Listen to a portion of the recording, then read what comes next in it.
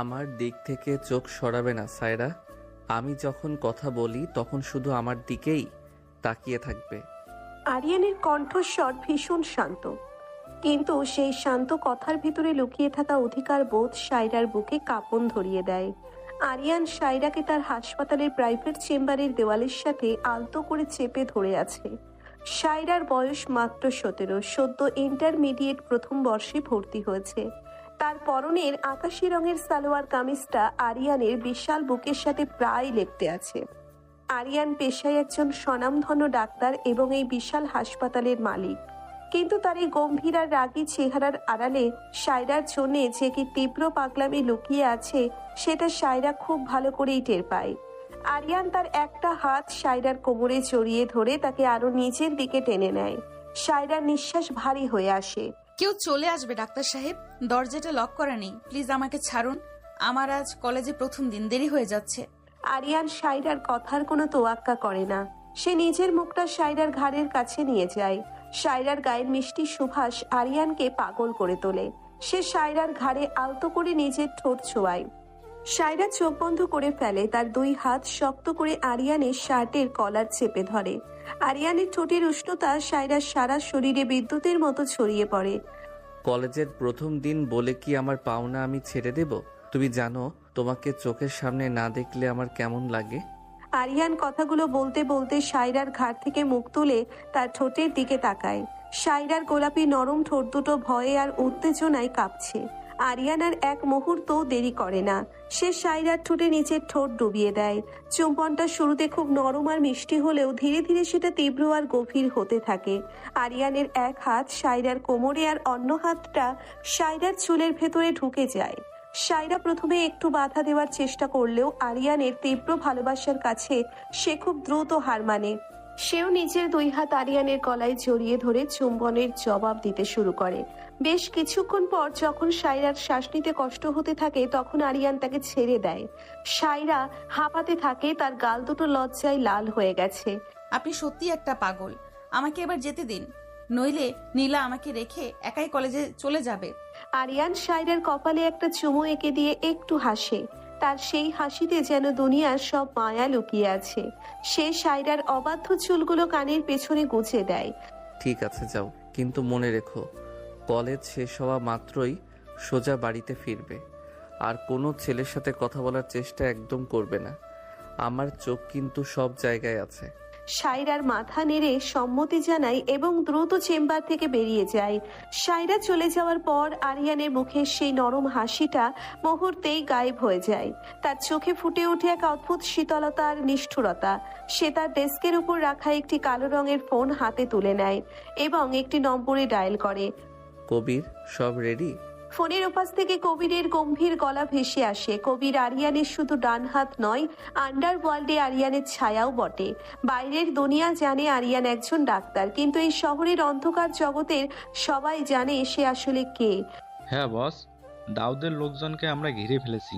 ওই বেইমানটা আজ রাতে চালানটা রাহুলের হাতে তুলে দেওয়ার প্ল্যান করছিল। ওকে জ্যান্ত চাই আমার সাথে গাদ্দারি করার শাস্তি কি হতে পারে সেটা দাউদকে আজ আমি নিজ হাতে বোঝাবো।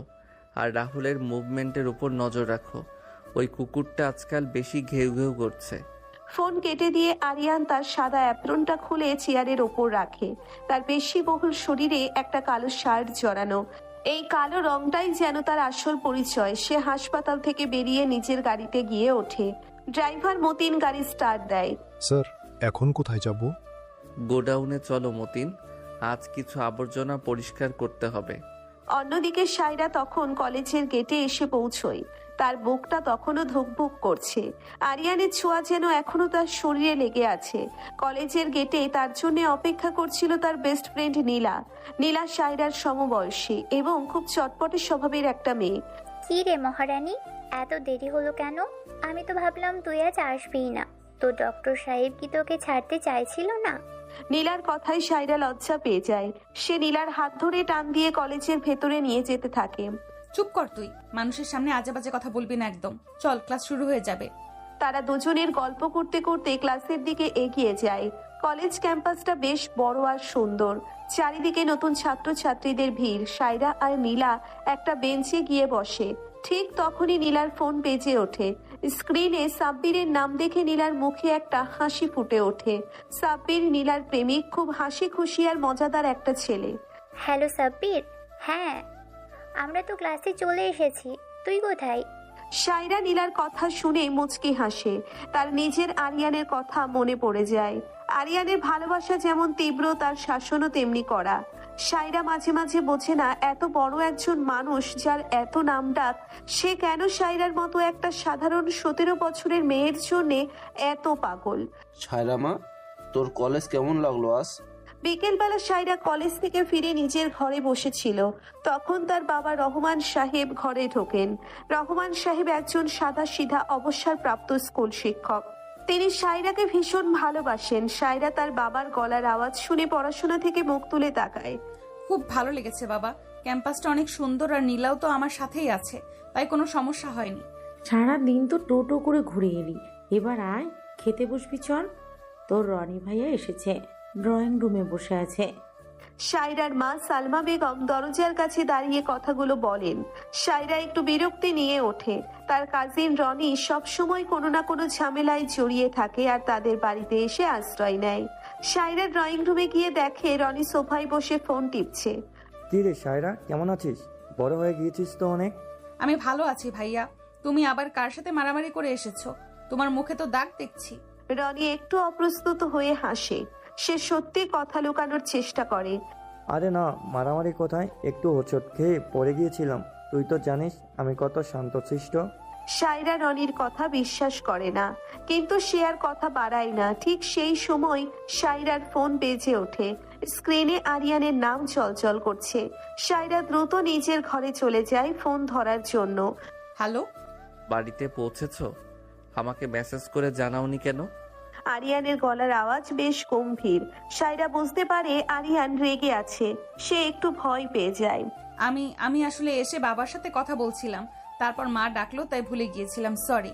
ভুলে গিয়েছিলে? সায়রা, তুমি খুব ভালো করে জানো আমি অবহেলা একদম পছন্দ করি না। রাতে প্রস্তুত থেকো, আমি আসবো তোমাকে দেখতে।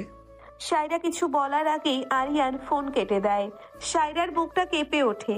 আরিয়ান যখন রাতে তাদের বাড়ির পেছনের জানালা দিয়ে লুকিয়ে তার সাথে দেখা করতে আসে, তখন আরিয়ানকে সামলানো সায়রার জন্য খুব কঠিন হয়ে পড়ে।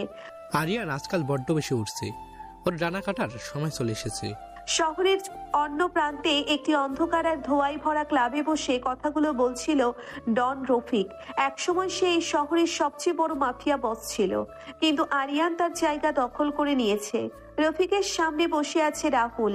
রাহুল আরিয়ানের সবচেয়ে বড় শত্রু। সে যে কোনো মূল্যে আরিয়ানকে ধ্বংস করতে চায়। শুধু ডানা নয় রফিক ভাই, ওর মাথাটাই আমি কেটে নেব। আমি খবর পেয়েছি আরিয়ানের একটা দুর্বল জায়গা আছে। একটা 17 বছরের পিচ্চি মেয়ে, নাম সায়রা। ওই মেয়েটাকে যদি আমরা হাতে পাই, আরিয়ান আমাদের পায়ে এসে পড়বে। রাহুলের চোখে এক পৈশাচিক আনন্দ। সে জানে আরিয়ানের মতো পাথর হৃদয়ের মানুষেরও একটা নরম জায়গা আছে। এই শহরে এই মাফিয়াদের রাজত্ব আমি আর চলতে দেব না। পুলিশ স্টেশনে বসে ইন্সপেক্টর রিয়াজ তার টেবিল চাপড়ে কথাগুলো বলেন। তিনি একজন সৎ এবং সাহসী পুলিশ অফিসার। তার জীবনের একটাই লক্ষ্য মাফিয়া কিংকে ধরা। কিন্তু সে জানে না এই মাফিয়া কিং আসলে শহরের সবচেয়ে সম্মানিত ডাক্তার আরিয়ান। ভাইয়া, তুমি আজ এত রাত করে বাড়ি ফিরলে কেন? রাত 11টার দিকে আরিয়ান তার বিশাল আর রাজকীয় বাড়িতে ফেরে। বাড়িতে ঢোকার মুখেই তার ছোট বোন যারা তাকে আটকে দাঁড়ায়। যারা আরিয়ানের জীবনের সবচেয়ে দামি মানুষ। বাবা মাকে হারানোর পর আরিয়ান যারাকে নিজের সন্তানের মতো করে মানুষ করেছে। হাসপাতালে একটু বেশি পেশেন্ট ছিল রে। তোর ডাক্তার জামাই কোথায়? ফারহানকে তো দেখছি না।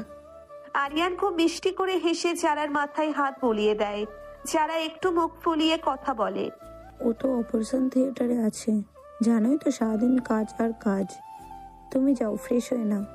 রহিমে খালা তোমার জন্য খাবার গরম করছে। আরিয়ান মাথা নেড়ে নিচের ঘরের দিকে চলে যায়। তার ঘরটা বিশাল বড় আর বিলাসবহুল। শফিক তার প্রধান বডিগার্ড দরজার বাইরে দাঁড়িয়ে পাহারা দিচ্ছে। আরিয়ান ঘরে ঢুকে ফ্রেশ হয়ে নেয়। তার মাথায় এখন শুধু সায়রার চিন্তা। সে ঘড়ির দিকে তাকায়, রাত 12টা বাজে। সে তার কালো জ্যাকেটটা গায়ে জড়িয়ে নেয়। স্যার, আপনি কি বাইরে যাবেন? গাড়ি বের করতে বলবো মতিনকে। না শফিক, আমি একাই যাব, কেউ যেন জানতে না পারে আমি বাইরে গেছি। আরিয়ান খুব সন্তর পরে বাড়ি থেকে বেরিয়ে যায়। তার গন্তব্য সাইরার বাড়ি। রাতের নিস্তব্ধতা ছিঁড়ে আরিয়ানের বাইকটা সাইরাদের পাড়ার দিকে এগিয়ে যায়। সাইরাদের বাড়ির পেছনে একটা আম গাছ আছে, যেটার ডাল সাইরার ঘরের জানালার খুব কাছাকাছি। আরিয়ান খুব সহজেই গাছ পেয়ে জানালার কাছে পৌঁছে যায়। জানালাটা খোলা ছিল। সাইরা বিছানায় শুয়ে বই পড়ছিল। হঠাৎ জানালার কাছে একটা ছায়া দেখে সে চমকে ওঠে। আপনি এত রাতে কেউ দেখে ফেললে কি হবে? সাইরা ফিসফিস করে বলে, তার চোখে ভয় আর বিস্ময়। আরিয়ান এক লাফে জানালার গ্রিল টপকে ঘরের ভেতরে ঢুকে আসে। সে সোজা সাইরার কাছে গিয়ে তাকে নিজের দুই হাতের মাঝে বন্দি করে ফেলে। কেউ দেখবে না, আর দেখলেও আমার কিচ্ছু যায় আসে না। তুমি আমার, শুধু আমার সাইরা। আরিয়ান কথাগুলো বলে সাইরার ঘাড়ে মুখ গোজে। সাইরার শরীরটা আরিয়ানের স্পর্শে কেঁপে ওঠে। আরিয়ানের শক্ত হাত সাইরার পিঠের ওপর দিয়ে ঘুরে তার কোমরে এসে থামে। সাইরা বুঝতে পারে আজ রাতে আরিয়ান খুব সহজে তাকে ছাড়বে না। আরিয়ানের ঠোঁট সাইরার ঘাড় থেকে ধীরে ধীরে তার গালের উপরে উঠে আসে। সাইরা চোখ বন্ধ করে আরিয়ানের এই তীব্র ভালোবাসার কাছে নিজেকে সঁপে দেয়। এই সায়রা মেয়েটা কে রে? ডাক্তার আরিয়ান ওকে এত গুরুত্ব দেয় কেন? পরের দিন সকালে আরিয়ানের অফিসে বসে তানিয়া তার এক সহকর্মীর সাথে কথা বলছিল। তানিয়া আরিয়ানের হাসপাতালের অ্যাডমিন সেকশনে কাজ করে। সে আরিয়ানকে মনে মনে পছন্দ করে, তাই সাইরাকে সে একদম সহ্য করতে পারে না। বস, রাহুলের লোকজনের সব লোকেশন আমি ট্র্যাক করে ফেলেছি। অন্যদিকে আরিয়ানের গোপন আস্তানায় বসে এনাম ল্যাপটপের স্ক্রিনের দিকে তাকিয়ে কথাগুলো বলে। এনাম কবিরের টিমের একজন দুর্ধর্ষ হ্যাকার। কবির তার পাশে দাঁড়িয়ে স্ক্রিনের দিকে তীক্ষ্ণ দৃষ্টিতে তাকিয়ে আছে। Good job Enam. আজ রাতেই আমরা রাহুলের আস্তানায় হামলা করব। বস নির্দেশ দিয়ে দিয়েছেন। কবির তার বন্দুকটা বের করে চেক করতে শুরু করে। অন্ধকার জগতে আজ রাতে রক্তের হোলি খেলা হবে। আর অন্যদিকে সাইরা তার কলেজে বসে আরিয়ানের কথা ভেবে নিজের মনেই হাসছে। সে জানে না তার ভালোবাসার মানুষটা আসলে কতটা ভয়ঙ্কর। সে জানে না খুব শিগগিরই তার এই সুন্দর আর সাধারণ জীবনে এক বিশাল ঝড় আসতে চলেছে। তুমি বড্ড বেশি কাঁপছো সাইরা। আমাকে ভয় পাচ্ছ নাকি আমার ছোঁয়া তোমাকে পাগল করে দিচ্ছে? রাতের নিস্তব্ধতা ভেঙে আরিয়ানের ফিসফিস করা ভারী কণ্ঠস্বর সাইরার ঘরের ভেতর প্রতিধ্বনিত হয়। সাইরা নিজের বিছানায় আরিয়ানের দুই হাতের শক্ত বেষ্টনীতে আটকে আছে। জানালার ফাঁক দিয়ে আসা চাঁদের আলোয় আরিয়ানের তীক্ষ্ণ আর নেশাতুর চোখ দুটো জলজল করছে। সাইরার বয়স মাত্র 17। জীবনের এত গভীর আর তীব্র অনুভূতির সাথে সে একদমই পরিচিত নয়, কিন্তু আরিয়ানের এই মাতাল করা ভালোবাসা তাকে আষ্টে পৃষ্ঠে বেঁধে ফেলেছে। আরিয়ান তার একটা হাত সাইরার পিঠের নিচে দিয়ে তাকে বিছানা থেকে সামান্য ওপরে তুলে নিজের আরো কাছে টেনে নেয়। সাইরার নিঃশ্বাস আটকে আসার উপক্রম হয়।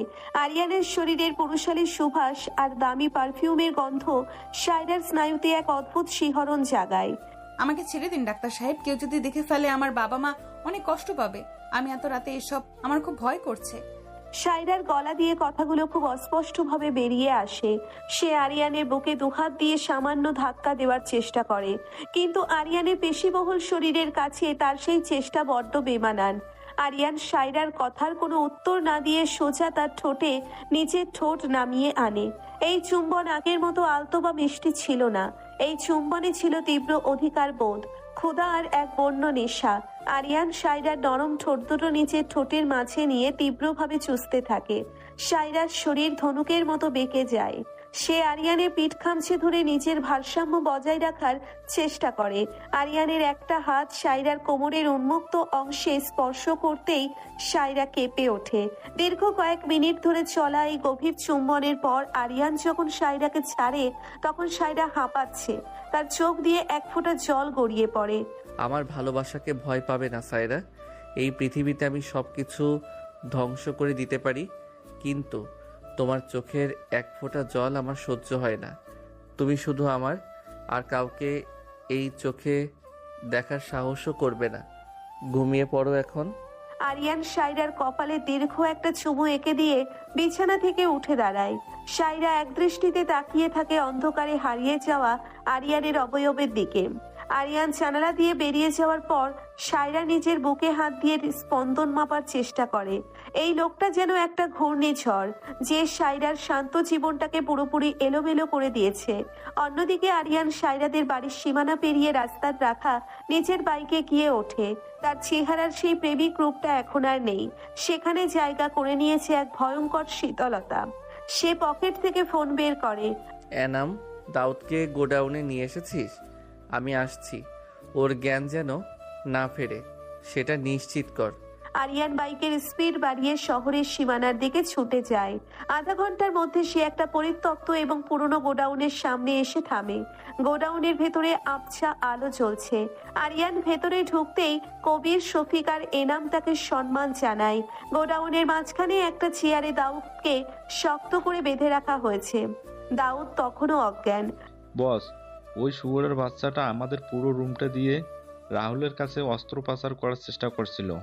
আমাদের ছেলেরা ঠিক সময়ে পৌঁছে যাওয়ার চালানটা আমরা সিরিজ করতে পেরেছি। আরিয়ান ধীর পায়ে দাউদের দিকে এগিয়ে যায়। তার চোখে কোনো মায়া নেই। সে শফিকের দিকে তাকায়। শফিক আরিয়ানের ইশারা বুঝতে পেরে এক বালতি ঠান্ডা জল দাউদের মাথার ওপর ঢেলে দেয়। দাউদ ছটফট করতে করতে জ্ঞান ফিরে পায়। সামনে আরিয়ানকে দাঁড়িয়ে থাকতে দেখে দাউদের চোখ ভয়ে বড় বড় হয়ে যায়। সে জানে মাফিয়া কিং এর সামনে পড়ার অর্থ হলো নিশ্চিত মৃত্যু। ভাই, আমাকে মাফ করে দিন। আমি রাহুলের কথায় লোভে পড়ে গিয়েছিলাম। আমার ভুল হয়ে গেছে ভাই, আমাকে বাঁচতে দিন। আমার পৃথিবীতে ভুল করার কোনো সুযোগ নেই দাউদ। তুই খুব ভালো করে জানিস গাদ্দারি আমি একদম পছন্দ করি না। রাহুল তোকে কত টাকা দিয়েছিল আমার সাথে বেইমানি করার জন্য? আরিয়ানের গলা খুব শান্ত, কিন্তু সেই শান্ত গলার আওয়াজ গোডাউনের পরিবেশটাকে আরো ভারী করে তোলে। আরিয়ান তার পকেট থেকে একটা ধারালো রূপলি রঙের ছুরি বের করে দাউদের গলার কাছে ধরে। দাউদ ভয়ে কাঁপতে কাঁপতে প্যান্ট ভিজিয়ে ফেলে। আমাকে মারবেন না ভাই। রাহুল ভাই আমাকে বলেছিল আপনার একটা দুর্বল জায়গা আছে।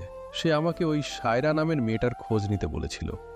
আমি শুধু এটুকুই জানি, আর কিছু না। সায়রার নাম দাউদের মুখে শোনার সাথে সাথে আরিয়ানের চোখ দুটো রাগে লাল হয়ে ওঠে। সে এক মুহূর্তও দেরি না করে দাউদের উরুতে ছুরিটা গভীরভাবে বসিয়ে দেয়। দাউদ যন্ত্রণায় আর্তনাদ করে ওঠে। গোডাউনে নীরবতা সেই আর্তনাদে ভেঙে খান খান হয়ে যায়। কবির আর এনাম নির্বিকারভাবে দাঁড়িয়ে থাকে। তারা জানে আরিয়ানের ভালোবাসার মানুষের দিকে কেউ চোখ তুলে তাকালে তার পরিণতি কতটা ভয়ঙ্কর হতে পারে। সায়রার নাম তোর নোংরা মুখে নিবি না দাউদ। আজ থেকে তুই আর কথা বলতে পারবি না, আর রাহুলের কাছেও ফিরে যেতে পারবি না। কবির, এর জিভটা কেটে দে, তারপর বস্তায় ভরে নদীতে ভাসিয়ে দে। আরিয়ান ছুরিটা দাউদের জামায় মুছে নিয়ে গোডাউন থেকে বেরিয়ে আসে। তার হাত রক্তে মেখে আছে।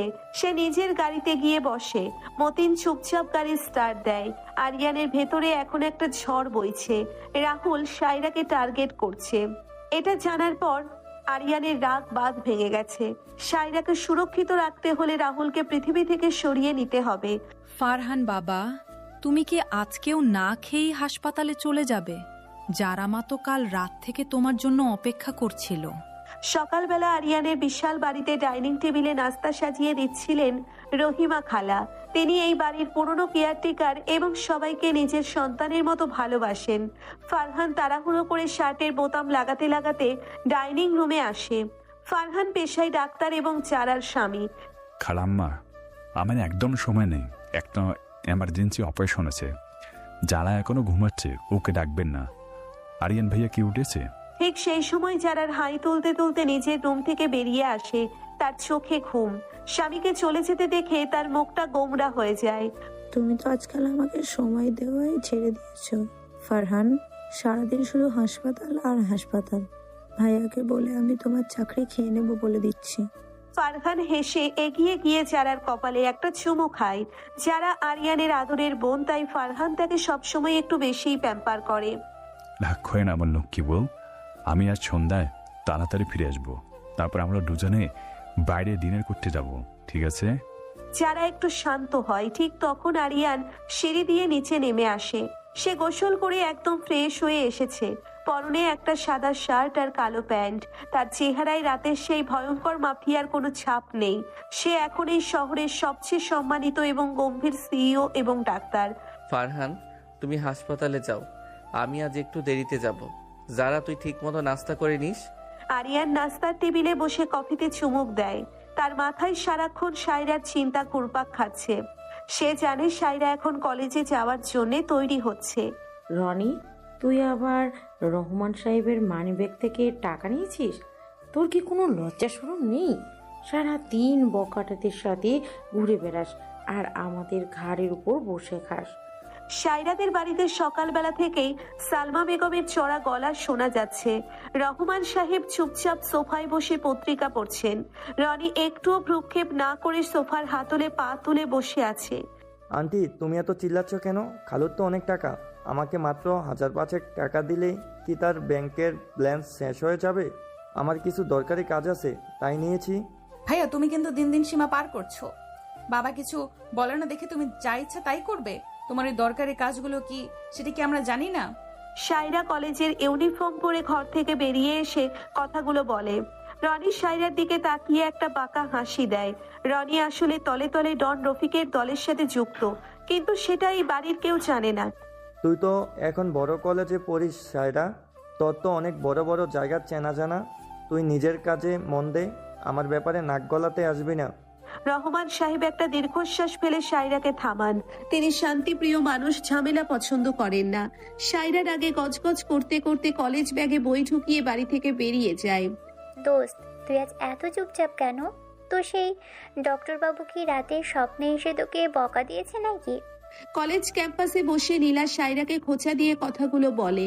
সায়রা অন্যমনস্ক হয়ে ঘাসের দিকে তাকিয়েছিল। রাতের আরিয়ানের সেই তীব্র চুম্বনের কথা মনে পড়তেই সায়রার গাল দুটো লাল হয়ে ওঠে। সে দ্রুত নিজেকে সামলে নেয়। আরে না, রনি ভাইয়ের উপর মেজাজ খারাপ হয়ে আছে। লোকটা এত ফালতু যে কি বলবো। আচ্ছা, সাব্বির ভাইয়া কোথায়? আজ তো তাকে দেখছি না। সায়রার কথার মাঝখানেই সাব্বির পেছন থেকে এসে নীলার চোখ দুটো নিজের হাত দিয়ে ঢেকে দেয়। সাব্বির সবসময় এরকম পাগলামি করে। ম্যাডাম, আপনার এই গরিব প্রেমিককে খুঁজছিলেন বুঝি? আমি তো আপনার হৃদয়ে একদম মাঝখানেই বসে আছি। নীলা সাব্বিরের হাত সরিয়ে দিয়ে হাসতে শুরু করে। সায়রাও ওদের দুজনের এই মিষ্টি খুনসুটি দেখে হাসে, কিন্তু তার মন পড়ে আছে আরিয়ানের কাছে। আরিয়ান তাকে বলেছিল আজ কলেজ শেষে হাসপাতালে যেতে। সায়রা বুঝতে পারছে না আরিয়ান তাকে কেন ডেকেছে, কিন্তু আরিয়ানের নির্দেশ অমান্য করার সাহস তার নেই। রফিক ভাই, দাউদ ধরা পড়েছে। আরিয়ান ও লোক দিয়ে দাউদের জিপ কেটে নদীতে ভাসিয়ে দিয়েছে। শহরের এক অন্ধকার বারে বসে রাহুল রাগে কাঁপতে কাঁপতে গ্লাসের মদ এক ঢোকে গিলে ফেলে। ডন রফিক শান্তভাবে চুরুট টানছে, তার মুখে এক কুটিল হাসি।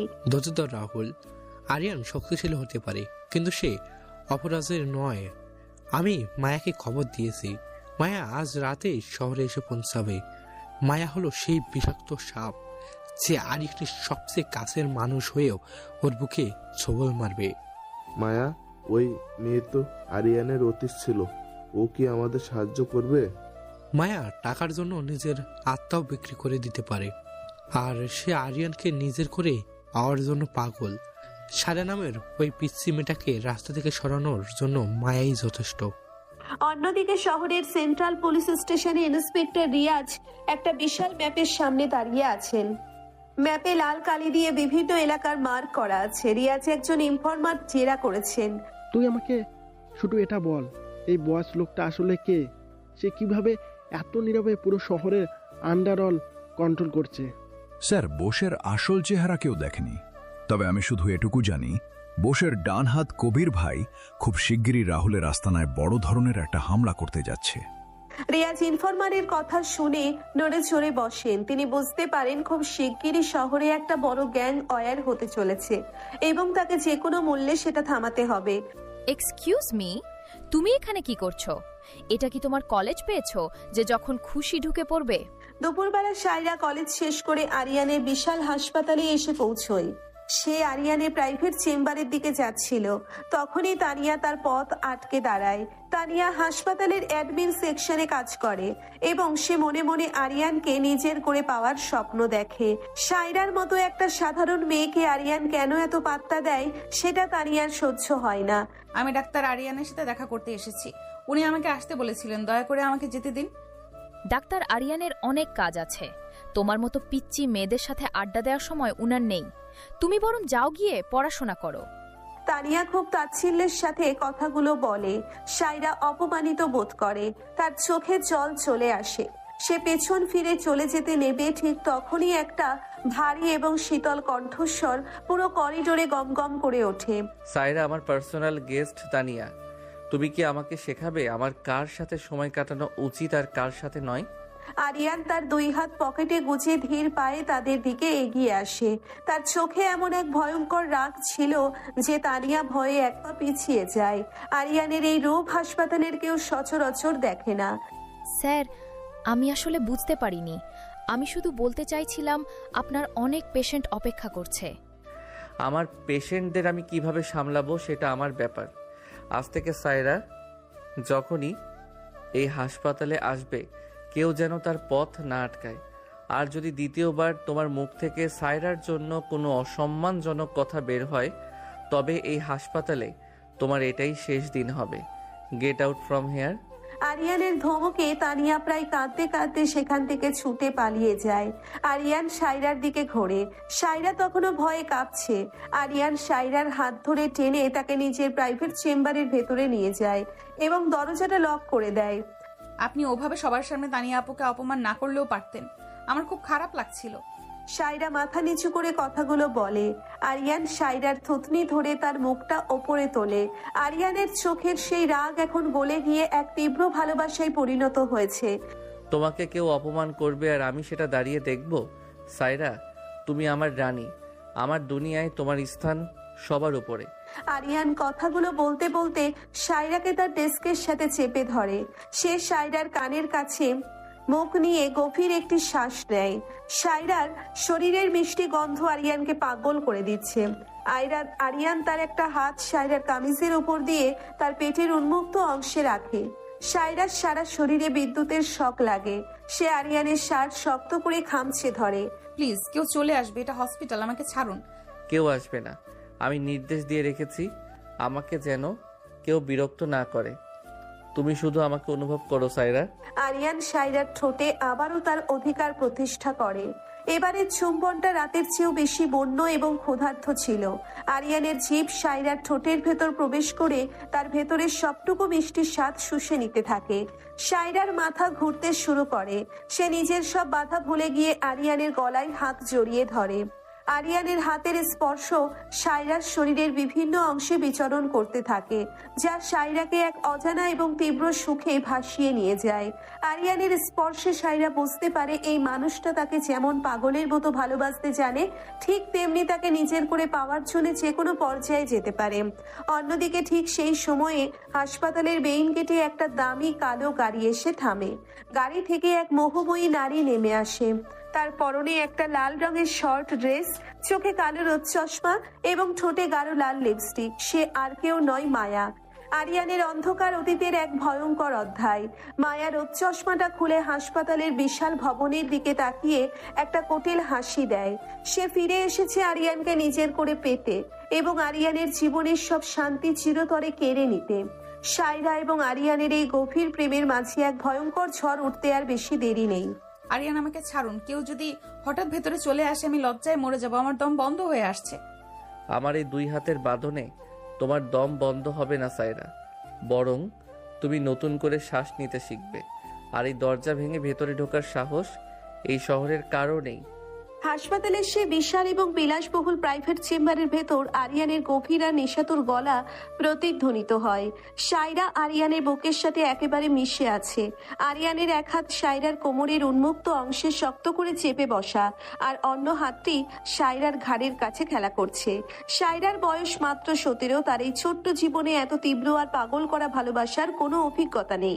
আরিয়ানের স্পর্শে তার সারা শরীর থরথর করে কাঁপছে। আরিয়ান তার মুখটা সায়রার কানের কাছে নিয়ে যায় এবং খুব আলতো করে তার কানের লতিতে দাঁত বসায়। সায়রা একটা অস্ফুট শব্দ করে ওঠে এবং নিজের দুই হাত দিয়ে আরিয়ানের শার্ট খামচে ধরে। আরিয়ানের ঠোঁট এবার সায়রার কান থেকে নেমে ঘাড়ের নরম অংশে বিচরণ করতে শুরু করে। সায়রা চোখ বন্ধ করে ফেলে। তার মনে হচ্ছে সে যেন একটা ঘোরের মধ্যে চলে যাচ্ছে। আরিয়ান সায়রার ঘাড় থেকে মুখ তুলে এবার তার ঠোঁটের দিকে তাকায়।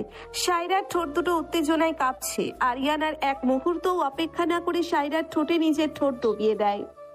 এবারে চুম্বনটা ছিল আরো বেশি গভীর আর বেশি বন্য। আরিয়ানের জিভ সায়রার মুখের ভেতরের সবটুকু মিষ্টতা শুষে নিতে থাকে। সায়রাও এবার নিজেকে আর আটকে রাখতে পারে না, সেও আরিয়ানের গলায় হাত পেঁচিয়ে চুম্বনের জবাব দিতে শুরু করে। বেশ কিছুক্ষণ পর আরিয়ান যখন সায়রাকে ছাড়ে, সায়রা তখন জোরে জোরে শ্বাস নিচ্ছে।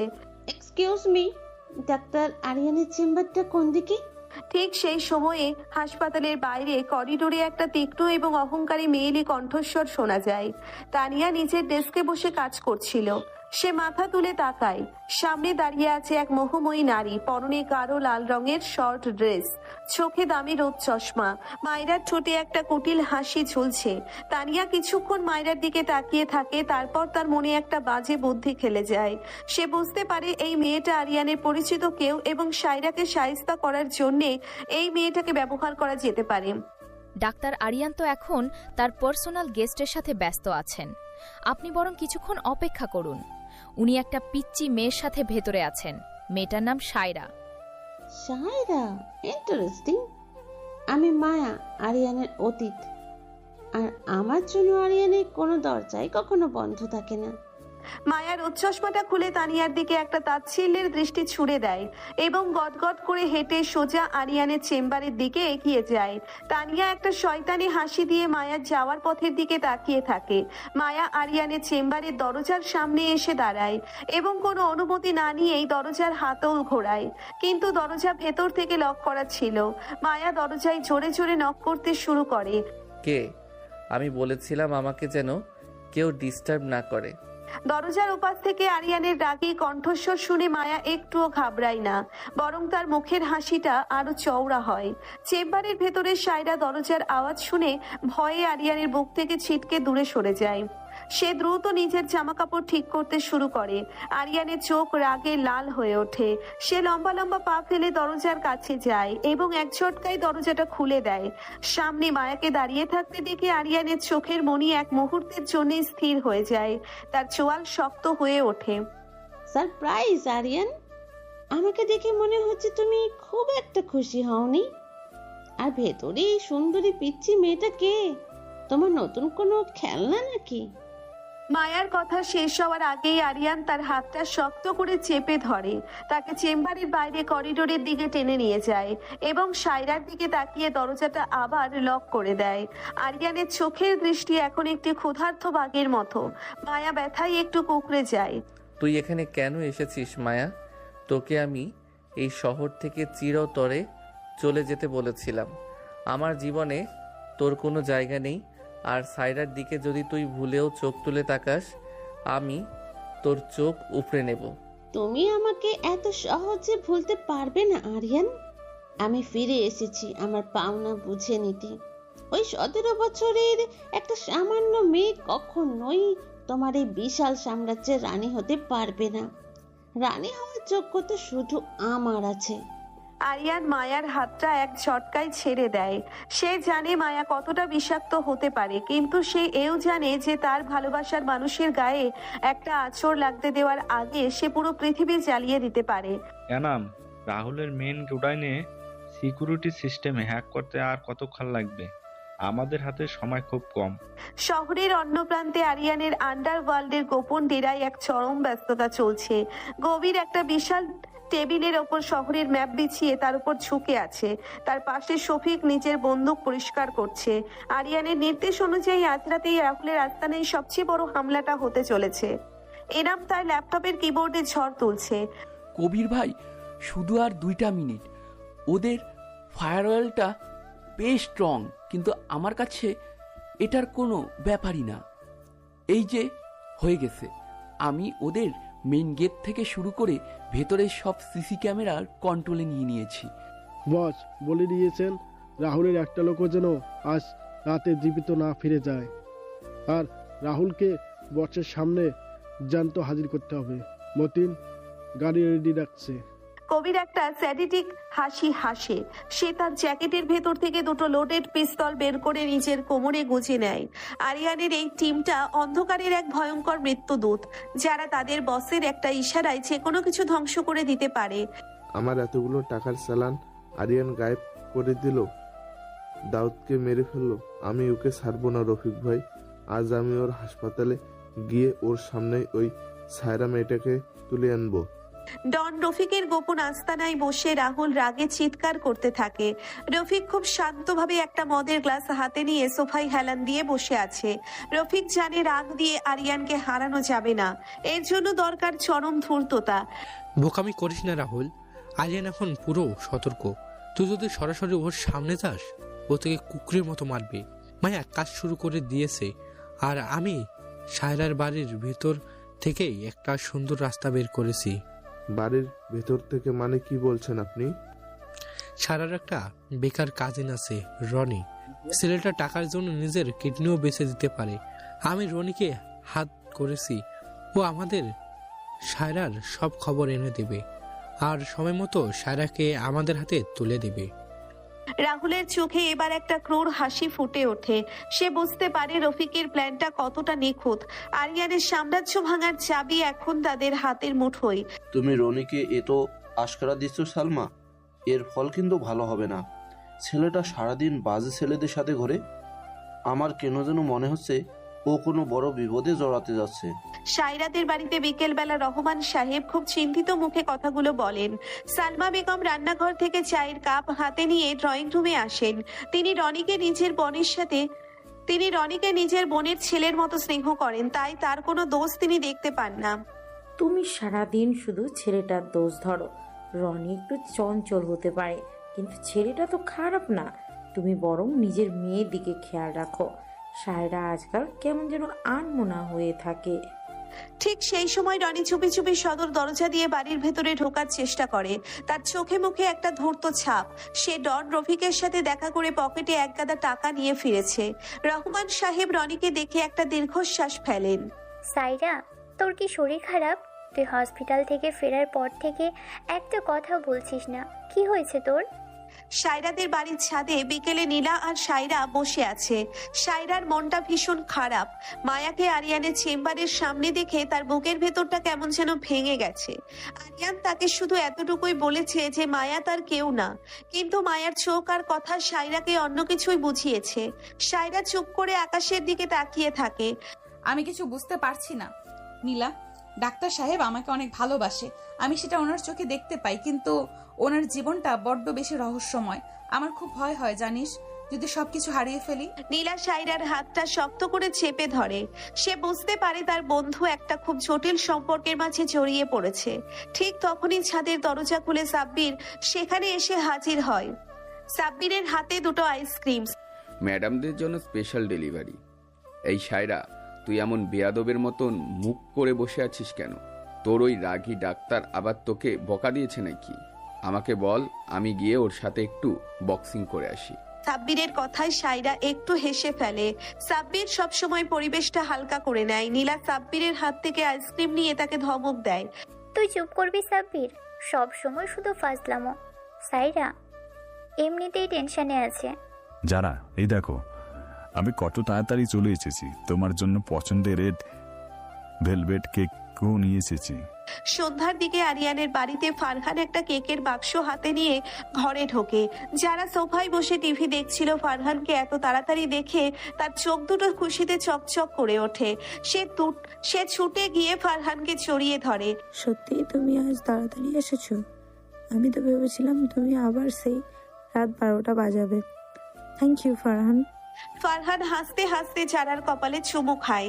রহিমা খালা পাশ দিয়ে যাওয়ার সময় এই সুন্দর দৃশ্য দেখে মনে মনে তাদের জন্য দোয়া করেন। কিন্তু এই বাড়ির বাইরের দিকে শান্ত পরিবেশের আড়ালে যে কত বড় অন্ধকার লুকিয়ে আছে সেটা এই সাধারণ মানুষগুলো জানে না। আমি নিশ্চিত এই শহরে নতুন মাফিয়া কিং আর কেউ নয়, ডাক্তার আরিয়ান নিজে। তার হাসপাতালের আড়ালে সে একটা বিশাল আন্ডারওয়ার্ল্ড সাম্রাজ্য চালাচ্ছে। পুলিশ স্টেশনে ইন্সপেক্টর রিয়াজ তার টেবিলের ওপর রাখা ফাইলগুলো সজোরে ছুঁড়ে মারেন। তার সামনে দাঁড়িয়ে থাকা কনস্টেবল একটু ভয় পেয়ে যায়। রিয়াজের চোখে আগুন জ্বলছে। কিন্তু স্যার, আমাদের কাছে তো ডাক্তার আরিয়ানের বিরুদ্ধে কোনো প্রমাণ নেই। উনি শহরের এত বড় একজন সম্মানিত মানুষ। আমরা প্রমাণ ছাড়া ওনার গায়ে হাত দিলে আমাদের চাকরি নিয়ে টানাটানি পড়বে। প্রমাণ আমি বের করব। রাহুলের আস্তানায় আজ রাতে কিছু একটা বড় হতে যাচ্ছে। আমি আমার সোর্স থেকে খবর পেয়েছি। আজ রাতে আমি হাতে নাতে ওদের ধরবো। রাত 10টার দিকে আরিয়ানের কালো রঙের বিলাসবহুল গাড়িটা সায়রাদের বাড়ির মোড়ে এসে থামে। মতিন ড্রাইভিং সিটে বসা, আরিয়ান পেছনের সিটে বসে আছে। সে সায়রাকে মেসেজ করে নিচে আসতে বলেছে। সায়রা একটা কালো রঙের ওড়না জড়িয়ে খুব সাবধানে বাড়ি থেকে বেরিয়ে গাড়ির কাছে আসে। আরিয়ান ইশারা করতেই মতিন গাড়ি থেকে নেমে একটু দূরে গিয়ে দাঁড়ায়। সায়রা গাড়ির পেছনের দরজা খুলে ভেতরে ঢুকতেই আরিয়ান তাকে এক টানে নিজের কোলের ওপর বসিয়ে দেয়। আপনি পাগল হয়ে গেছেন, কেউ দেখে ফেললে তো আমাকে সিটে বসতে দিন। আমার নিজের জিনিসের উপর বসতে আমার কারো অনুমতির দরকার নেই। আর মায়াকে দেখে তুমি খুব ভয় পেয়ে গেছো, তাই না? আরিয়ানের গলা খুব নরম, কিন্তু তার চোখের দৃষ্টি তীব্র। গাড়ির ভেতরের আবছা আলোয় আরিয়ানের পুরুষালী চেহারাটা আরো বেশি আকর্ষণীয় লাগছে। সায়রা আরিয়ানের বুকের ওপর 2 হাত রেখে নিজেকে সামলানোর চেষ্টা করে, কিন্তু আরিয়ানের শক্ত 2 হাত সায়রার কোমর পেঁচিয়ে তাকে আরো নিজের দিকে চেপে ধরে। ওই মেয়েটা কে ছিল? উনি কেন বললেন যে ওনার জন্য আপনার দরজা সবসময় খোলা থাকে? আপনি কি আমাকে মিথ্যা বলছেন? সায়রার চোখে জল টলমল করতে থাকে। আরিয়ান সেই জল দেখতে পেয়ে একটুও দেরি না করে সায়রার ঠোঁটে নিজের ঠোঁট নামিয়ে আনে। সে সায়রাকে কথা বলার কোনো সুযোগই দেয় না। এই চুম্বনটা ছিল সব সন্দেহের অবসান ঘটানোর জন্য। আরিয়ানের ঠোঁটের সেই বন্য আর তীব্র ভালোবাসায় সায়রার সব অভিমান গলে জল হয়ে যায়। সে নিজের 2 হাত আরিয়ানের চুলে ঢুকিয়ে দিয়ে চুম্বনের সাথে নিজেকে ভাসিয়ে দেয়। আরিয়ান তার একটা হাত সায়রার পিঠের নিচ দিয়ে নিয়ে গিয়ে তার শরীরের খাঁজগুলো অনুভব করতে থাকে। সায়রা সুখ আর উত্তেজনায় একটা ছোট শব্দ করে আরিয়ানের ঠোঁটের ভেতর নিজের ঠোঁট এলিয়ে দেয়। মায়া, আমার একটা ভুল অতীত ছিল সায়রা, কিন্তু তুমি আমার বর্তমান এবং আমার ভবিষ্যৎ। আমার রক্তে শুধু তোমার নাম লেখা আছে। এরপর যদি তুমি আমার ভালোবাসাকে সন্দেহ করো, আমি কিন্তু তোমাকে কঠিন শাস্তি দেব। আরিয়ান সায়রার ঘাড়ের ওপর মুখ রেখে গভীর একটা শ্বাস নিয়ে কথাগুলো বলে। সায়রা আরিয়ানের শক্ত বুকের সাথে লেপ্টে থাকে। সে বুঝতে পারে এই মানুষটার হাত ছেড়ে যাওয়ার কোনো উপায় তার নেই। সে শুধু আরিয়ানের জন্য তৈরি হয়েছে। ঠিক সেই মুহূর্তে একটু দূর থেকে একটা ছায়া তাদের গাড়ির দিকে তীক্ষ্ণ দৃষ্টিতে তাকিয়েছিল। ছায়াটা আর কেউ নয়, রনি। রনির হাতে একটা ফোন। সে ডন রফিককে কল করছে। অন্ধকার জগতে এক ভয়ঙ্কর তুফান ওঠার জন্য সবকিছু এখন পুরোপুরি প্রস্তুত। তোমার এই নরম ঠোঁটগুলো আমাকে পাগল করে দেয় সায়রা। আমি চাইলেও এই নেশা থেকে বের হতে পারবো না, আর বের হতে চাইও না। গাড়ির পেছনের সিটে আবছা অন্ধকারে আরিয়ানের গলাটা ভারী আর নরম উত্তেজনায় কাঁপছে। সায়রা আরিয়ানের কোলের ওপর বসে আছে, তার 2 হাত আরিয়ানের গলার সাথে পেঁচানো। আরিয়ানের এক হাত সায়রার কোমরের উন্মুক্ত অংশে শক্ত করে চেপে বসা, যেন সে সায়রাকে নিজের শরীরের সাথে মিশিয়ে নিতে চায়। আরিয়ান সায়রার ঠোঁটে একটানা চুমু খেয়ে চলেছে। চুম্বনের তীব্রতায় সায়রার শ্বাস প্রশ্বাস দ্রুত হয়ে গেছে। সায়রার পরনের কালো ওড়নাটা আগেই সিটের একপাশে খসে পড়েছে। আরিয়ান তার অন্য হাতটা সায়রার পিঠের নিচ দিয়ে নিয়ে গিয়ে তার ভেতরের নরম অংশে স্পর্শ করে। সায়রা বিদ্যুৎ স্পৃষ্টের মতো কেঁপে ওঠে এবং আরিয়ানের ঠোঁটের ভেতর একটা মিষ্টি গোঙানির শব্দ করে। আরিয়ান সায়রাকে কোনো কথা বলার সুযোগ না দিয়ে নিজের জিভ দিয়ে সায়রার মুখের ভেতরের প্রতিটি কোণ থেকে মিষ্টতা শুষে নিতে থাকে। সায়রা নিজের সমস্ত অস্তিত্ব যেন আরিয়ানের কাছে সঁপে দিয়েছে। সে নিজের আঙ্গুলগুলো আরিয়ানের ঘন চুলে ঢুকিয়ে দিয়ে চুম্বনের সাথে সমান তালে সাড়া দিতে শুরু করে। 10 মিনিট ধরে চলা এই দীর্ঘ এবং বন্য চুম্বনের পর আরিয়ান যখন সায়রাকে ছাড়ে, তখন দুজনেরই হাঁপানি শুরু হয়েছে। সায়রার গাল দুটো লজ্জায় লাল। সে আরিয়ানের বুকে মুখ লুকিয়ে ফেলে। আপনি বড্ড বেশি অসভ্য হয়ে যাচ্ছেন দিন দিন। যদি কেউ গাড়ির ভেতরে উকি দেয়, মতিন ভাইয়া তো বাহিরে দাঁড়িয়ে আছেন, আমাকে এবার যেতে দিন। আরিয়ান সায়রার কথার কোনো উত্তর না দিয়ে তাকে আরো শক্ত করে বুকে জড়িয়ে ধরে। সে সায়রার চুলে মুখ গুজে তার ঘ্রাণ নিতে থাকে। এই মেয়েটা তার জীবনের সবচেয়ে বড় দুর্বলতা এবং সবচেয়ে বড় শক্তি। আরিয়ানের মনে হয় সায়রাকে বুকের ভেতর লুকিয়ে রাখতে পারলে হয়তো পৃথিবীর কোনো অশুভ ছায়া তাকে ছুঁতে পারবে না। মতিন বাইরের দিকে তাকিয়ে আছে, সে এদিকে ঘুরবে না। আর আমার গাড়ির কাজ সম্পূর্ণ কালো, বাইরে থেকে কেউ কিচ্ছু দেখতে পাবে না। তুমি শুধু আমার কাছে থাকো সায়রা, তোমাকে ছাড়া আমার একটা মুহূর্ত ভালো লাগে না। সায়রা আরিয়ানের বুকের ধুকপুকানি শুনতে পায়। এত বড় একজন মানুষ যার ইশারায় পুরো হাসপাতাল চলে, সে একজন সাধারণ 17 বছরের মেয়ের জন্য কতটা পাগল সেটা ভেবে সায়রার নিজেরই অবাক লাগে। সায়রা আলতো করে আরিয়ানের বুকে একটা চুমু এঁকে দেয়। এরপর সে নিজেকে সামলে নিয়ে আরিয়ানের কোল থেকে নেমে পাশের সিটে বসে এবং নিজের ওড়নাটা ঠিক করে গায়ে জড়িয়ে নেয়। আমি এবার যাই, বাবা হয়তো এতক্ষণে খুঁজছেন আমাকে, কাল সকালে তো আবার দেখা হবেই। আরিয়ান সায়রার কপালে দীর্ঘ একটা চুমু দিয়ে তাকে গাড়ি থেকে নামার অনুমতি দেয়। সায়রা খুব সন্তর্পণে গাড়ি থেকে নেমে নিজের বাড়ির দিকে পা বাড়ায়। মতিন এসে আবার ড্রাইভিং সিটে বসে। স্যার, এবার কোথায় যাব? হাসপাতালে নাকি সোজা বাড়িতে? বাড়িতে চলো মতিন, আজ রাতে আমার অনেক কাজ আছে। কবিরকে মেসেজ করে দাও, আমি ওর আপডেটের জন্য অপেক্ষা করছি। আরিয়ানের গাড়িটা স্টার্ট দিয়ে চোখের পলকে রাস্তার অন্ধকারে হারিয়ে যায়, কিন্তু একটু দূরে একটা ল্যাম্পপোস্টের আড়ালে দাঁড়িয়ে পুরো দৃশ্যটা নিজের ফোনে রেকর্ড করে নিয়েছে রনি। রনির মুখে একটা শয়তানি হাসি। সে ডন রফিককে কল ডায়াল করে। রফিক ভাই, আপনার কথা অক্ষরে অক্ষরে মিলে গেছে। ডাক্তার আরিয়ান এই সায়রার জন্যই পাগল।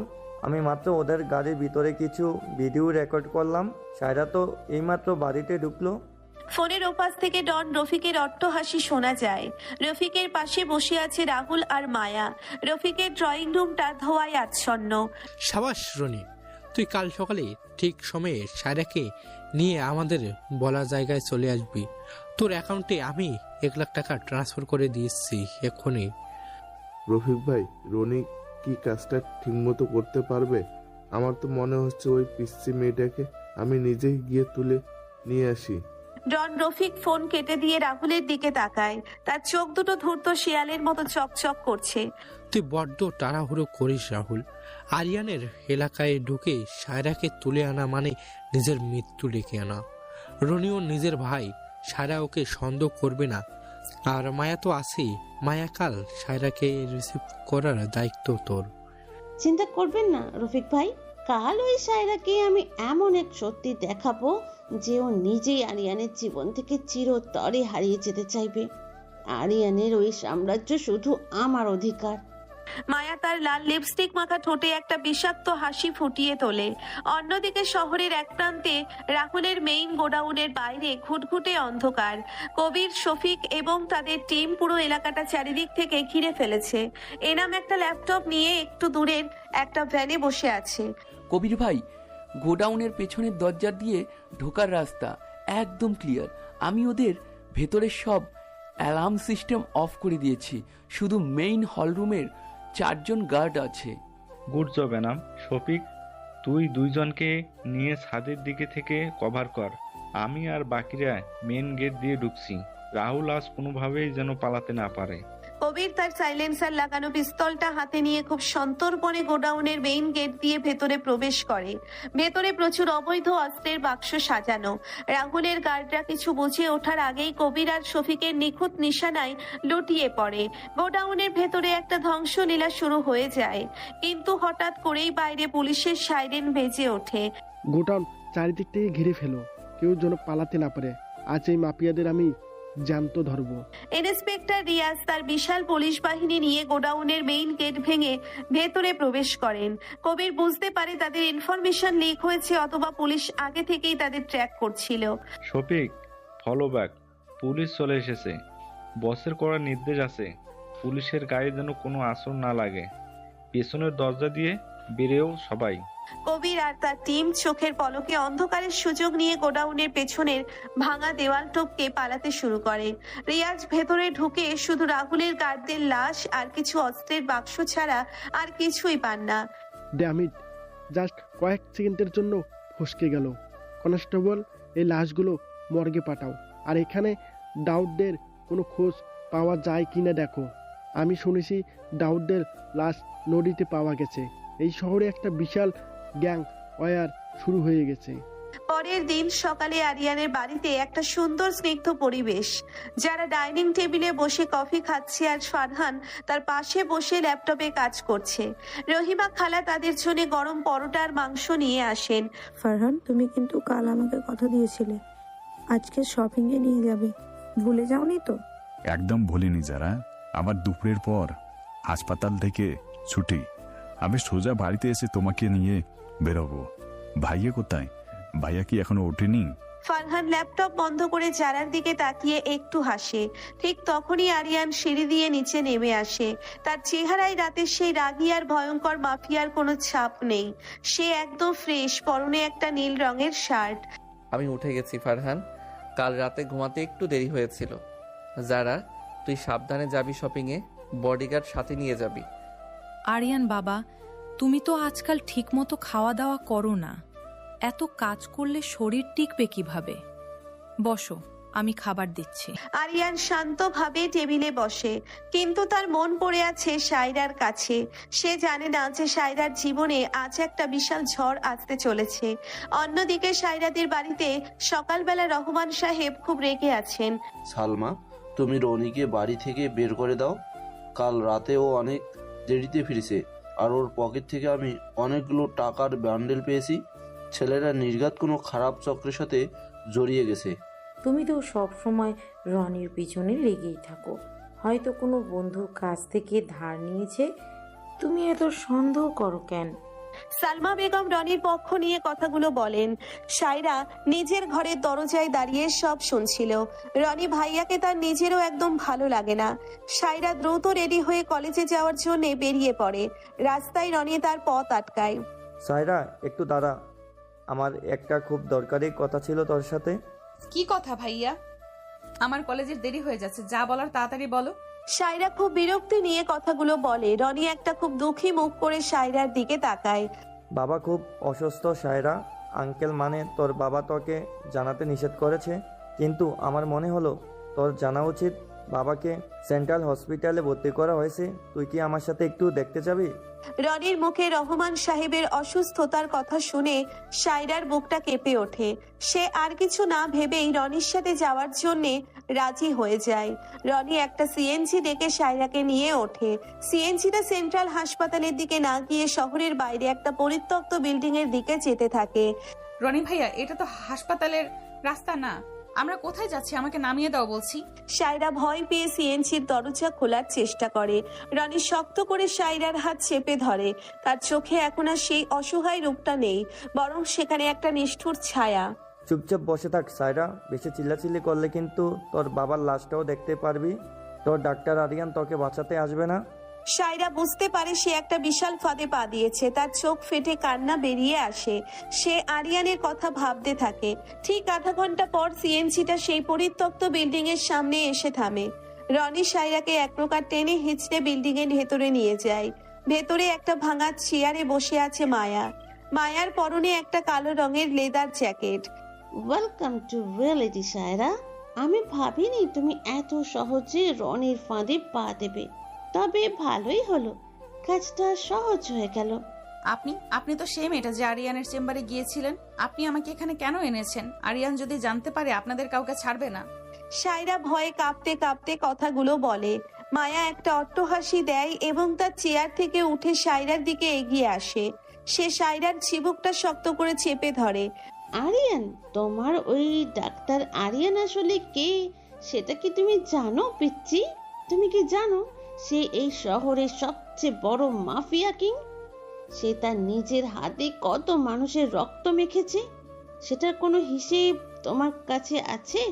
মায়েরা কথাগুলো শুনে সায়রার মনে হলো তার মাথার ওপর আকাশ ভেঙে পড়েছে। আরিয়ান একজন মাফিয়া? এটা কিভাবে সম্ভব? যে মানুষটা মানুষের জীবন বাঁচায়, সে কিভাবে মানুষের জীবন কেড়ে নিতে পারে? সায়রার চোখ দিয়ে অঝরে জল পড়তে থাকে। আপনি মিথ্যা বলছেন। আরিয়ান এমন হতেই পারে না, উনি একজন ডাক্তার। আপনারা আমাকে ভয় দেখানোর জন্য এসব বলছেন। আমি জানতাম তুমি বিশ্বাস করবে না। রনি, ওকে সেই ভিডিওগুলো দেখাতো যেখানে ওর সাথে ডাক্তার আরিয়ান নিজের হাতে দাউদের জিভ কাটছে। রনি তার পকেট থেকে ফোন বের করে একটা ভিডিও প্লে করে সায়রার চোখের সামনে ধরে। ভিডিওতে স্পষ্ট দেখা যাচ্ছে আরিয়ান একটা গোডাউনের ভেতর দাউদ নামের এক লোককে নিজের হাতে নির্মমভাবে অত্যাচার করছে। আরিয়ানের সেই রাগী এবং নিষ্ঠুর চেহারা দেখে সায়রার সারা শরীর বরফের মতো জমে যায়। সে বিশ্বাস করতে পারছে না এটা তার সেই আরিয়ান যে তাকে পাগলের মতো ভালোবাসে। সায়রা আজ এখনো কলেজে এলো না কেন? ওর তো এত লেট হওয়ার কথা না। সাব্বির, তুই কি ওকে একবার কল করবি? কলেজ ক্যাম্পাসে নীলা চিন্তিত মুখে পায়চারি করছে। সাব্বির একটা বেঞ্চে বসে ফোন টিপছিল। নীলার কথায় সে ফোন বের করে সায়রার নাম্বারে কল করে। ওর ফোন তো সুইচ অফ বলছে নীলা। আমার মনে হচ্ছে কিছু একটা গন্ডগোল আছে। সায়রা কখনোই ফোন অফ রাখে না। নীলা আর সাব্বিরের মনে একটা ভয় কাজ করতে শুরু করে। অন্যদিকে আরিয়ানের হাসপাতালে তানিয়া খুব ভয়ে ভয়ে আরিয়ানের চেম্বারের দিকে এগিয়ে যাচ্ছে। তার হাতে কিছু ফাইল। সে জানে আরিয়ান গতকাল তার উপর ভীষণ রেগেছিল। স্যার, আসতে পারি? এই ফাইলগুলোতে আপনার সিগনেচার লাগবে। আরিয়ান তার ডেস্কে বসে ল্যাপটপে কিছু একটা দেখছিল। তানিয়ার গলা শুনে সে চোখ তুলে তাকায়। তার চোখের সেই শীতলতা দেখে তানিয়া ভয়ে এক পা পিছিয়ে যায়। ফাইলগুলো টেবিলে রেখে বেরিয়ে যাও। আর হ্যাঁ, আজ থেকে তোমার ডিউটি জেনারেল ওয়ার্ডে। আমার প্রাইভেট চেম্বারের আশেপাশে যেন আমি তোমাকে আর না দেখি। তানিয়া অপমানিত বোধ করে, কিন্তু আরিয়ানের মুখের ওপর কিছু বলার সাহস তার নেই। সে ফাইলগুলো রেখে মাথা নিচু করে বেরিয়ে যায়। ঠিক সেই মুহূর্তে আরিয়ানের পার্সোনাল ফোন বেজে ওঠে। স্ক্রিনে কবিরের নাম জ্বলজ্বল করছে। আরিয়ান দ্রুত ফোনটা রিসিভ করে। বস, সর্বনাশ হয়ে গেছে। সায়রা ম্যামকে রনি নামের ওই ছেলেটা কলেজে যাওয়ার পথে কিডন্যাপ করেছে। ওদের লোকেশন শহরের বাইরে, সেই পুরনো টেক্সটাইল মিল। মায়াও ওখানে আছে। কবিরের কথাগুলো শোনার সাথে সাথে আরিয়ানের হাতের ফোনটা প্রায় ছিটকে পড়ে যাচ্ছিল। তার চোখের মনে স্থির হয়ে যায়। তার বুকের ভেতরটা কেউ যেন হাতুড়ি দিয়ে পিটিয়ে টুকরো টুকরো করে দিচ্ছে। সায়রা কিডন্যাপ হয়েছে, তাও আবার মায়া আর রনির হাতে। আরিয়ানের চেহারা সেই শান্ত ডাক্তার রূপটা মুহূর্তের মধ্যে একটা ভয়ঙ্কর এবং হিংস্র মাফিয়া কিং এর রূপে বদলে যায়। কবির, আমার সব ছেলেদের রেডি করো। ওই টেক্সটাইল মিল চারদিক থেকে ঘিরে ফেলো। আজ আমি মায়া, রনি, রাহুল কাউকে জ্যান্ত ছাড়ব না। আমার সায়রার গায়ে যদি একটা আঁচড় লাগে, আমি এই পুরো শহরটা শ্মশানে পরিণত করব। আরিয়ান ফোনটা পকেটে ঢুকিয়ে তার ডেস্কের ড্রয়ার থেকে একটা কালো রঙের লোডেড পিস্তল বের করে নিজের কোমরে গুজে নেয়। সে তার সাদা অ্যাপ্রনটা একটানে খুলে ফ্লোরে ফেলে দেয় এবং নিজের কালো জ্যাকেটটা গায়ে জড়িয়ে নেয়। আরিয়ান যখন তার চেম্বার থেকে বেরিয়ে করিডোর দিয়ে হাঁটছিল, তখন তার চোখে সেই ভয়ঙ্কর আগুন দেখে হাসপাতালের স্টাফরা ভয়ে দেওয়ালের সাথে সেটে যায়। আজ আরিয়ান কোনো ডাক্তার নয়, আজ সে শুধুমাত্র একজন মাফিয়া কিং, যে তার ভালোবাসার মানুষকে বাঁচানোর জন্য মৃত্যুর দেবতা হয়ে বেরিয়েছে। এই শহরের বাতাস আজ রক্তে লাল হতে চলেছে। কি হলো সায়রা? নিজের সাধের ডাক্তারের আসল রূপ দেখে একদম বোবা হয়ে গেলে? নাকি এখনো বিশ্বাস হচ্ছে না যে তোমার আরিয়ান আসলে একজন খুনি? পুরনো টেক্সটাইল মিলের সেই স্যাঁতসেঁতে এবং অন্ধকার ঘরের ভেতর মায়ার তীক্ষ্ণ গলা প্রতিধ্বনিত হয়। সায়রা মেঝের ওপর হাঁটু মুড়ে বসে আছে। তার চোখ দিয়ে অঝরে জল পড়ছে। একটু আগে ফোনে দেখা আরিয়ানের সেই ভয়ঙ্কর এবং নিষ্ঠুর রূপটা তার চোখের সামনে বারবার ভেসে উঠছে।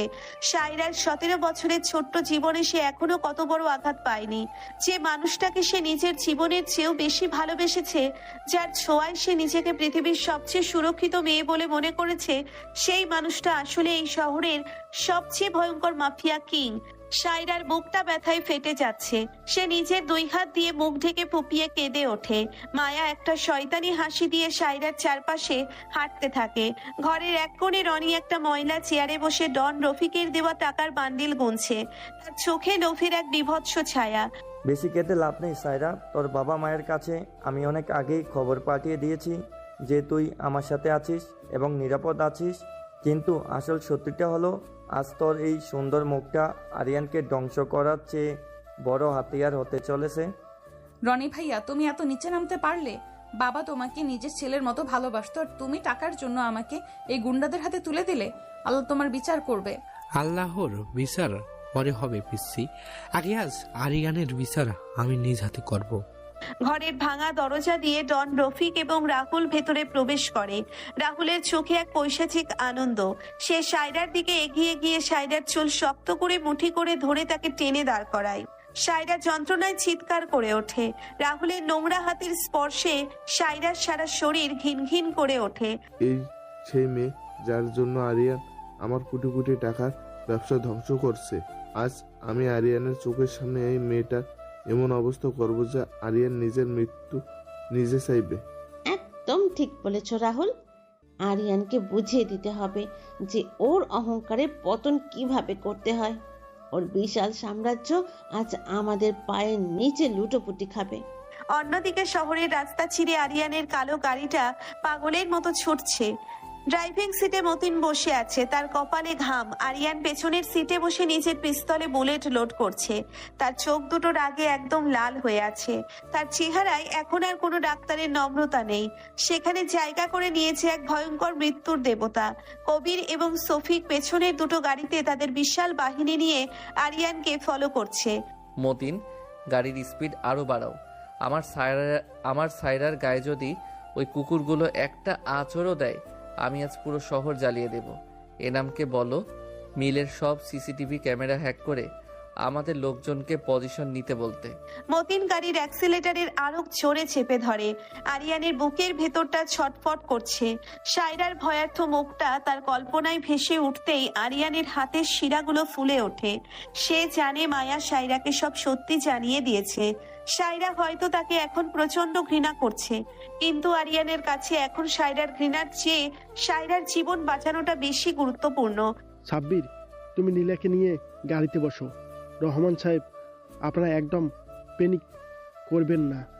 আমরা সায়রাকে সঠিক উদ্ধার করে আনবো। আমার সোর্স কনফার্ম করেছে যে আরিয়ান এবং রাহুলের গ্যাং ওই টেক্সটাইল মিলে সবাই মুখোমুখি হতে যাচ্ছে। পুলিশ স্টেশনের বাইরে ইন্সপেক্টর রিয়াজ তার বিশাল পুলিশ বাহিনী নিয়ে রেডি হচ্ছেন। সায়রার ফোন ট্র্যাকিং এবং সাব্বিরের দেওয়া তথ্যের ভিত্তিতে রিয়াজ জানতে পেরেছেন সায়রা কোথায় আছে। রহমান সাহেব এবং সালমা বেগম ভয়ে এবং চিন্তায় প্রায় বাকরুদ্ধ হয়ে গেছেন। সালমা বেগম বুঝতে পারছেন রনিকে অন্ধের মতো বিশ্বাস করে তিনি কত বড় ভুল করেছেন। নীলা সাব্বিরের বুকে মাথা রেখে কাঁদছে।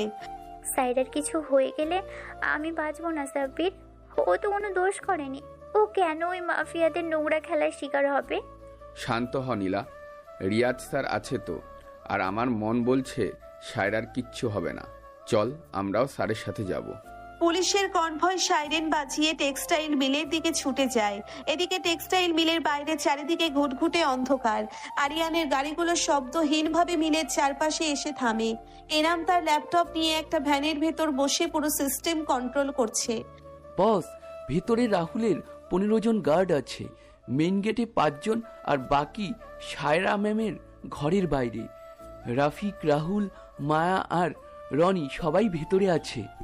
বস, আপনি শুধু নির্দেশ দিন, 3 মিনিটের মধ্যে আমরা পুরো এলাকা পরিষ্কার করে দেব। কেউ যেন জীবিত না ফেরে। চলো। আরিয়ান তার হাতের পিস্তলটা শক্ত করে ধরে মেইন গেটের দিকে এগিয়ে যায়। কবির এবং সফিক তাদের লোক নিয়ে দুই দিক থেকে আক্রমণ শুরু করে। সাইলেন্সার লাগানো বন্দুকের গুলিতে একের পর এক রাহুলের গার্ডরা মাটিতে লুটিয়ে পড়তে থাকে। রক্তের গন্ধে চারিদিকের বাতাস ভারী হয়ে ওঠে। আরিয়ান কারো দিকে ফিরেও তাকাচ্ছে না, তার লক্ষ্য শুধু একটাই, সায়রার কাছে পৌঁছানো। কিসের আওয়াজ হচ্ছে বাইরে? গার্ডরা সব কোথায় গেল? ঘরের ভেতর রাহুল আর রফিক চমকে ওঠে। ঠিক সেই মুহূর্তেই ঘরের পুরনো লোহার দরজাটা এক প্রচন্ড লাথিতে ভেঙে নিচে পড়ে যায়। দরজার সামনে দাঁড়িয়ে আছে আরিয়ান। তার কালো শার্টের বেশ কিছু জায়গায় রক্তের দাগ। তার চোখের দৃষ্টিতে যে আগুন জ্বলছে তা দেখে রনির হাত থেকে টাকার বান্ডিলগুলো নিচে পড়ে যায়। মায়া এক পা পিছিয়ে যায়। সায়রা ফ্যালফ্যাল করে আরিয়ানের দিকে তাকিয়ে থাকে। তোদের মৃত্যুর সময় হয়ে গেছে। আরিয়ান কথা শেষ করার আগেই তার হাতের পিস্তল গর্জে ওঠে। রফিক কিছু বুঝে ওঠার আগেই একটা বুলেট তার বুক ফুঁড়ে বেরিয়ে যায়। রফিক রক্তবমি করতে করতে মাটিতে লুটিয়ে পড়ে। রাহুল ভয়ে পেছনের দিকে পালাতে যায়, কিন্তু কবির এবং শফিক পেছন থেকে এসে তাকে ঘিরে ফেলে। রনি ভয়ে কাঁপতে কাঁপতে সায়রার পেছনে লুকানোর চেষ্টা করে। আমাকে মারবেন না ভাই, আমি তো শুধু টাকার জন্য কাজ করেছি, আমাকে ছেড়ে দিন। তুই সায়রার গায়ে হাত দিয়েছিস, তোর কোনো ক্ষমা নেই। আরিয়ান এগিয়ে গিয়ে রনির কলার ধরে শূন্যে তুলে এক প্রচন্ড ঘুষি মারে তার মুখে। রনির কয়েকটা দাঁত ভেঙে ছিটকে পড়ে যায়। আরিয়ান রনিকে ছুঁড়ে ফেলে দেয় ঘরের এক কোণে। মায়া তখনও স্থির হয়ে দাঁড়িয়ে আছে। সে বুঝতে পারছে আজ তার সব খেলা শেষ। তুমি আমাকেও মারবে আরিয়ান? তোমার সায়রা তো সব সত্যি জেনে গেছে। ও কি আর কখনো তোমাকে একজন খুনি মাফিয়া হিসেবে মেনে নেবে? সায়রা আমাকে মেনে নিক বা না নিক সেটা ওর ব্যাপার, কিন্তু তোকে আমি আজ নিজ হাতে শেষ করব। তুই আমার সবচেয়ে পবিত্র জিনিসে দাগ লাগানোর চেষ্টা করেছিস। আরিয়ান মায়ার দিকে বন্দুক তাক করে। সায়রা এতক্ষণ জমেছিল, কিন্তু আরিয়ানের এই ভয়ঙ্কর রূপ দেখে সে আজ চুপ থাকতে পারে না। সে ছুটে গিয়ে আরিয়ানের সামনে দাঁড়ায় এবং 2 হাত দিয়ে আরিয়ানের বন্দুক ধরা হাতটা নিচের দিকে নামিয়ে দেয়। আর না, প্লিজ, আর কাউকে মারবেন না। আপনি কি সত্যি একজন খুনি? আপনি কি সত্যি মাফিয়া কিং? আমাকে বলুন যে এগুলো সব মিথ্যে। সায়রার চোখ থেকে অঝরে জল পড়ছে, তার গলা ভেঙে গেছে। আরিয়ান সায়রার দিকে তাকিয়ে তার হাতের বন্দুকটা মেঝের উপর ফেলে দেয়। তার চোখের সেই ভয়ঙ্কর রাগ মুহূর্তেই গলে গিয়ে এক বুক ভাঙা কষ্টে পরিণত হয়। সে সায়রার 2 গাল নিজের 2 হাতের মুঠোয় নেয়। আমি খুনি সায়রা, আমি এই শহরের অন্ধকার জগতের রাজা। আমি দাউদের জিভ কেটেছি, আমি অনেক মানুষের জীবন নিয়েছি, কিন্তু তোমার জন্য আমার ভালোবাসাটা কোনো মিথ্যা নয়। তুমি আমার একমাত্র আলো। তোমাকে পাওয়ার জন্যই আমি এই অন্ধকার জগৎ থেকে বের হয়ে আসতে চেয়েছিলাম। হ্যান্ডস, কেউ নড়বে না, পুরো এলাকা পুলিশ ঘিরে ফেলেছে। ঠিক সেই মুহূর্তে ইন্সপেক্টর রিয়াজ তার দলবল নিয়ে ঘরের ভেতর প্রবেশ করেন। তাদের পেছনে রহমান সাহেব, সালমা বেগম, নীলা এবং সাব্বির দাঁড়িয়ে আছে। সায়রা তার বাবা মাকে দেখে ছুটে গিয়ে সালমা বেগমের বুকে লুকিয়ে পড়ে। রহমান সাহেব আরিয়ানের দিকে এক চরম ঘৃণা এবং হতাশার দৃষ্টিতে তাকান। আমি জানতাম না যে একজন জীবন রক্ষাকারী ডাক্তার আসলে একজন মানুষের জীবন কেড়ে নেওয়া মাফিয়া। আপনি আমার মেয়ের জীবনটা নিয়ে ছিনিমিনি খেলেছেন। রিয়া সাহেব, ওকে গ্রেপ্তার করুন। আরিয়ান কোনো বাধা দেয় না। সে শান্তভাবে নিজের 2 হাত রিয়াজের দিকে বাড়িয়ে দেয়। কবির এবং সফিক বাধা দিতে চাইলে আরিয়ান তাদের থামিয়ে দেয়। সে জানে সায়রার কাছে নিজেকে প্রমাণ করার এটাই একমাত্র রাস্তা। রিয়াজ সাহেব, রাহুল, মায়া এবং রনিকে আপনি নিয়ে যান। ওদের বিরুদ্ধে সব প্রমাণ আমি আপনাকে দেব, আর আমার সব অবৈধ ব্যবসা, গোডাউন এবং আন্ডারওয়ার্ল্ডের সব নেটওয়ার্কের তথ্য আমি আপনার হাতে তুলে দিচ্ছি। আমি আজ থেকে এই মাফিয়া কিংয়ের মুকুট চিরতরে ছুঁড়ে ফেলছি। আমি শুধু একজন সাধারণ মানুষ হয়ে সায়রার কাছে ফিরে যেতে চাই। রিয়াজ আরিয়ানের কথা শুনে বেশ অবাক হন। তিনি বুঝতে পারেন ভালোবাসার শক্তি কতটা প্রবল হতে পারে। পুলিশ রাহুল, মায়া এবং রনিকে হাতকড়া পরিয়ে নিয়ে যায়। তানিয়া হাসপাতালের টিভিতে ব্রেকিং নিউজ দেখে স্তব্ধ হয়ে বসে থাকে। যারা এবং ফারহান আরিয়ানের এই সত্যিটা জানতে পেরে কান্নায় ভেঙে পড়ে, আর রহিমা খালা জায়নামাজে বসে আরিয়ানের জন্য দোয়া করতে থাকেন। এরপর কেটে গেছে দীর্ঘ 6 মাস। আরিয়ান পুলিশের সাথে চুক্তি করে তার সব অন্ধকার সাম্রাজ্য ধ্বংস করে দিয়েছে। আইনের চোখে সে এখন সম্পূর্ণ মুক্ত এবং শুধু একজন সাধারণ ডাক্তার। এই 6 মাস সায়রা আরিয়ানের সাথে কোনো যোগাযোগ করেনি। আরিয়ান প্রতিদিন সায়রার বাড়ির সামনে এসে দাঁড়িয়ে থাকতো, কিন্তু সায়রা কখনো জানালা দিয়ে তাকায়নি।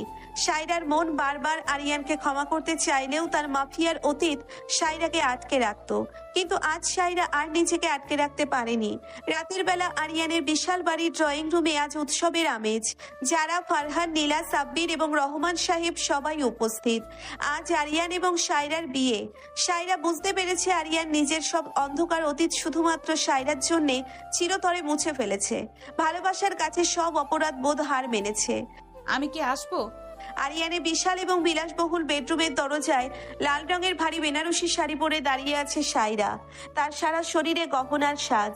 আরিয়ান জানালার কাছে দাঁড়িয়ে ছিল। সায়রার গলা শুনে সে দ্রুত ঘুরে দাঁড়ায়। আরিয়ানের পরনে একটা কালো রঙের সিল্কের পাঞ্জাবি। সে ধীর পায়ে সায়রার দিকে এগিয়ে যায় এবং কোনো কথা না বলে সায়রাকে সোজা নিজের কোলে তুলে নেয়। সায়রা একটু চমকে উঠে আরিয়ানের গলায় 2 হাত পেঁচিয়ে ধরে। আমি জানতাম তুমি ফিরে আসবে।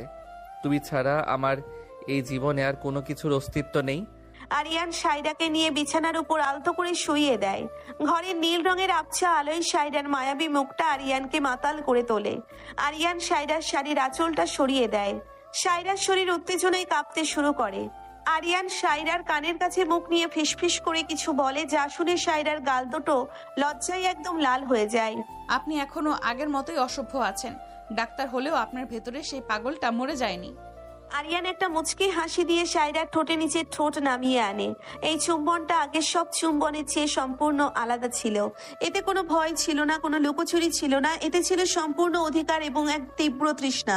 আরিয়ানের জিভ সায়রার মুখের ভেতর প্রবেশ করে তাকে এক অজানা সুখে ভাসিয়ে নিয়ে যায়। আরিয়ানের শক্ত হাত সায়রার ব্লাউজের ফিতেগুলো খুব নিপুণভাবে খুলে ফেলে। সায়রার উন্মুক্ত পিঠে আরিয়ানের হাতের উষ্ণ স্পর্শ লাগতেই সায়রা আরিয়ানের বুকের ভেতর বুক লুকিয়ে একটা দীর্ঘশ্বাস ছাড়ে। আজ আর কোনো বাধা নেই সায়রা, আজ তুমি শুধু আমার আর আমি শুধু তোমার।